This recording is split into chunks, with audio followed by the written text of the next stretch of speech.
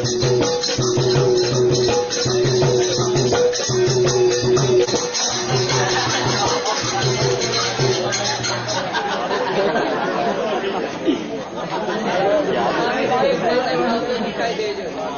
હાથમાં સોનાની ગદા લાગે છે. ચાલો આ જઈને આપણે વિચારો. મથુરા નગરી ક્યાં છે? કયા માર્ગે આવી? આ સોનાનો ગદો અમને દેજો. સોનાની ગદા તમને આપી દો. મને એમ કહો મથુરાનો મારો પેલો છે. આ સોનાની ગદા દો અમને. મારી પાસે ગદા લેશો તમે? હા શું છે? મારી પાસે ગદા લેશો તમે?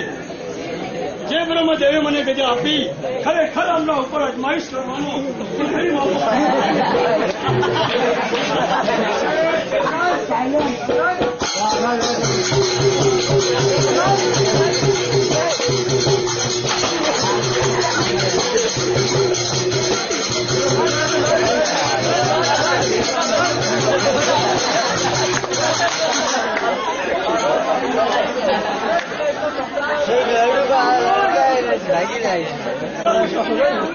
ઘડીક લડુ ચાલો નિંદ્રમાં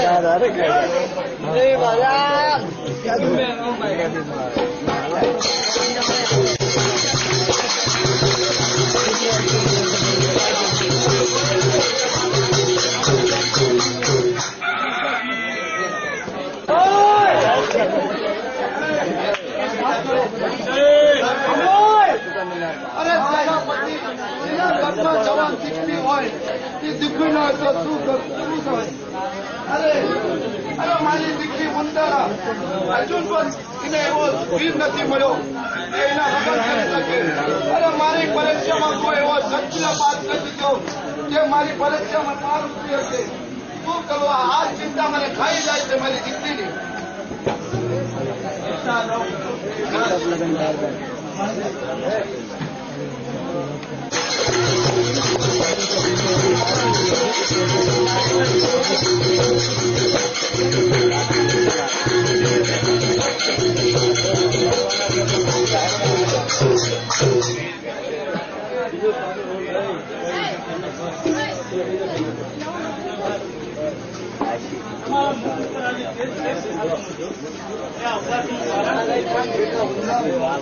એના ઘરમાં જવાન દીકરી હોય એ ચિંતક ન હોય તો શું હોય?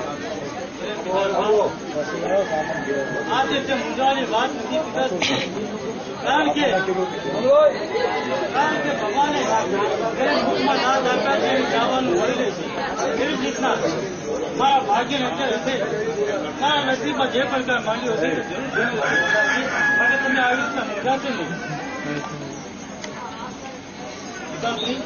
બોલો હું તમારી પાસે એક આજ્ઞા માંગવા માટે કેવી બધા મારે ફરવા જવું છે તો મને રજા ભલે સેનાપતિ મારી દીકરી ઉંદરા સાથે સૈનિકો લઈને જાઓ અને જો દુશ્મનની નજરે આપ ધ્યાન રાખજો.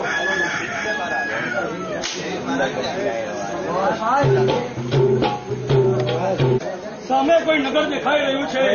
મને એમ લાગે છે કે મથુરા નગરી જ લાગે છે.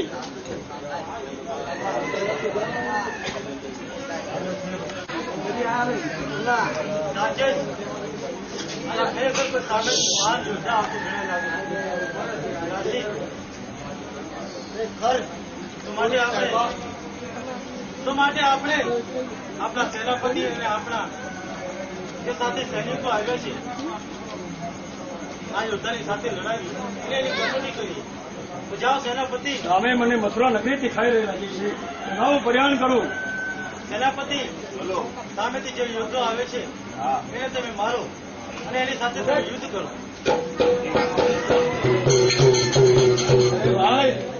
મથુરા નગરી ક્યાં છે? લડવા માટે તૈયાર થઈ ગયા. કોણ છે?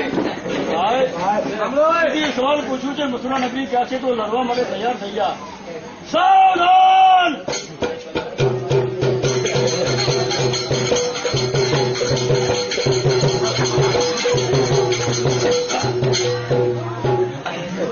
લડતા એવી ઘડી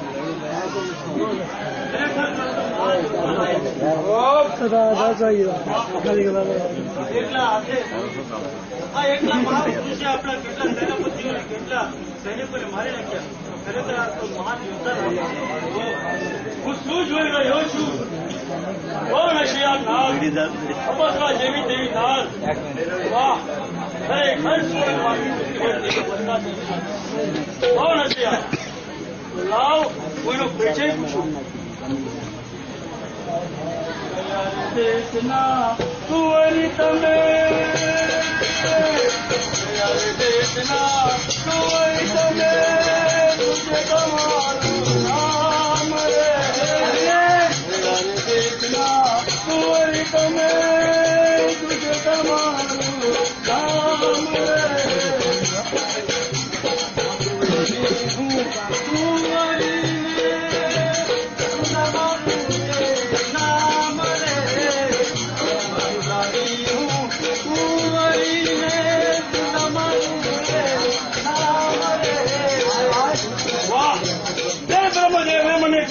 કે મથુરા નગરીની અંદર રાજા કૌશકની પુત્રી વૃંદા અતિ સુંદર છે.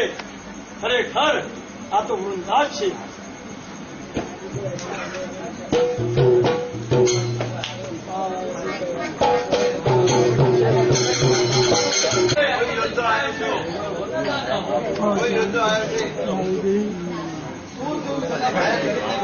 મારી દીકરી વૃંદા ક્યાં છે? યોદ્ધા સાથે છે. યોદ્ધા? હા, કયો યોદ્ધા? કોઈ આવ્યો છે? કોઈ પિતાશ્રી ક્યાં નહીં? હું તમારી સમક્ષ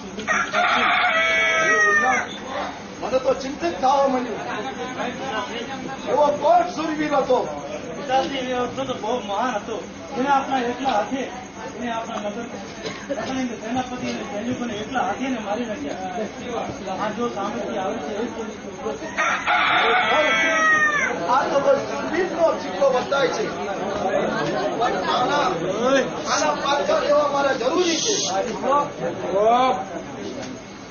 તમારું નામ શું છે અને તમારા પિતાશ્રીનું નામ શું છે? ભાઈ વિઠોલ પુત્ર જાલંધર.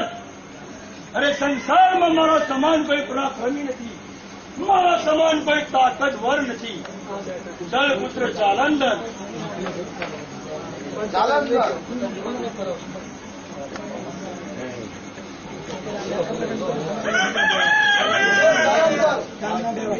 અમારી શાહીર ગામના 51 મણની અંદર જો તમે એક હાથથી ઉપાડીને નાખી દો તો મારી દીકરી ઉંદરાના લગ્ન તમારા સાથે કરીશ. હે મહારાજ કૌશક, 51 મણની શિલા એક પગે ઉભા રહી એક હાથે. ખરેખર અત્યારે મારો પરાક્રમ બતાવવાનો સમય આવી ગયો છે. હે મહારાજ કૌશક, જો હું શરતમાં જીતી જાઉં તો મને શું મળે? જો તમે શરતમાં જીતી જાઓ તો મારું રાજપાટ અને મારી દીકરીના લગ્ન તમારા સાથે કરવાના. જરૂર. પછી તમે મને વચન આપો છો કે વાતો ખરા? અરે હું પણ એક સુરવીર છું. વચનબદ્ધતા પર પાલન કરવાનું એ જ મારું કર્તવ્ય છે. ચાલો સાથે 51 મણની શિલા. સેનાપતિ મહારાજ, ચાલો આપણે 51 મણની શિલાની ખોડીને તૈયારી કરવી. ચાલો.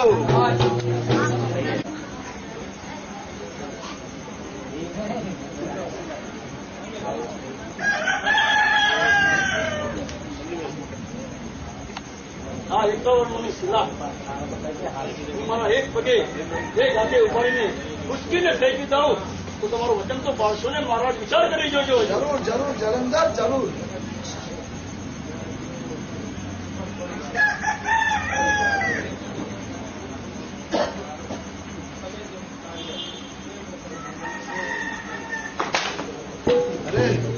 ખરેખર આ તો સુરવીરનો દીકરો લાગે છે.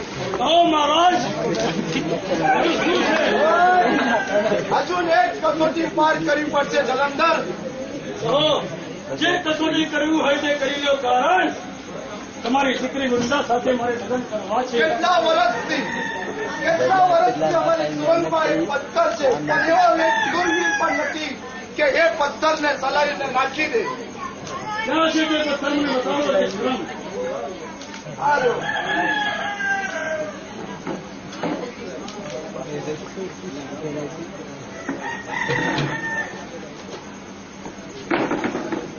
તાપજ જલંધર તાપજ આવો સુરવીર જોઈને અરે મારી દીકરીને રક્ષણ કર્યા. આવો સુરવીર કઈ ન મળે. સેનાપતિ ચાલો ઉંદરના લગ્નની તૈયારી કરો. ચાલો તો આપણે